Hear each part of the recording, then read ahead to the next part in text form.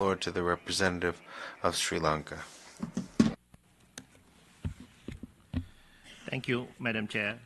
My delegation aligns with the statement delivered by Indonesia on behalf of the non-aligned movement, and we state the following in our national capacity. Madam Chair, it's in acknowledgement of the fact that nuclear weapons constitute the gravest threat to the existence of humankind that we meet as a global community to assess our current status and provide direction on the way forward.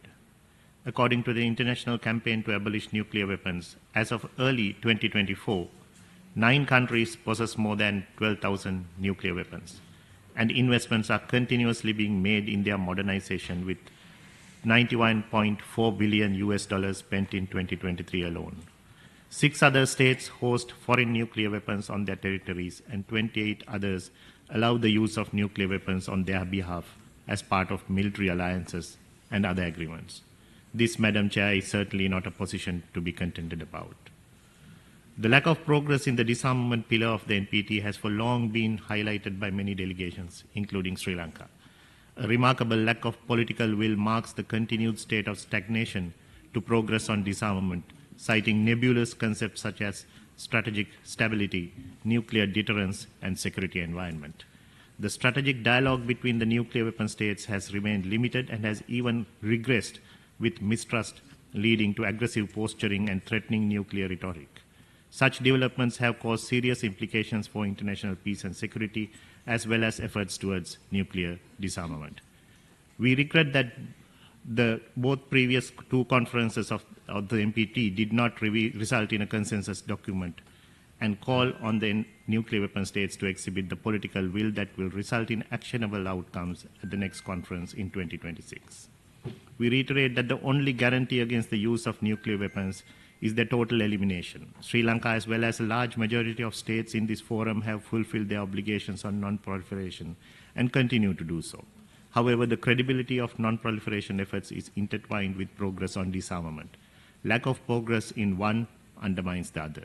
In a global environment of visible mistrust and global tensions, a lack of progress in multilateral solutions creates a toxic vacuum that endangers everyone, as we witness the death and destruction evident today in Gaza, Ukraine, and elsewhere. Madam Chair, it is of crucial importance, even at this stage, that all nuclear weapon states and states under extended nuclear security guarantees refrain from any action that would contravene the NPT's objective of the total elimination of nuclear weapons, leading to the cessation of the nuclear arms race. Benchmarks coupled with concrete, measurable, and time-bound actions on nuclear disarmament, with established deadlines and reporting on implementation to the NPT Review Conference in a structured, transparent, predictable, and standardized manner are important if any serious progress is to be made. It is an irony that when such procedures are standard in relation to other areas of deliberation, such as human rights or the environment, when it comes to disarmament, there is a visible pushback.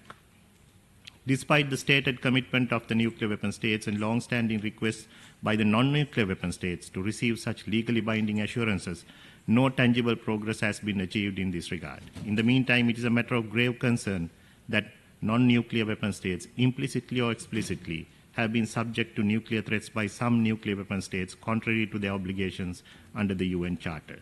Sri Lanka joins others in calling for the commencement of negotiations in order to reach an agreement on an international convention prohibiting the use or threat of use of nuclear weapons under any circumstances in accordance with UNGA resolutions.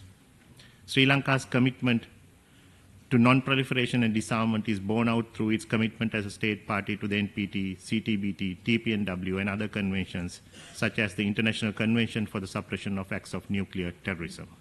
We welcome the increase in the number of state parties to the TPNW. Sri Lanka was happy to be the 69th party to accede to the treaty last year.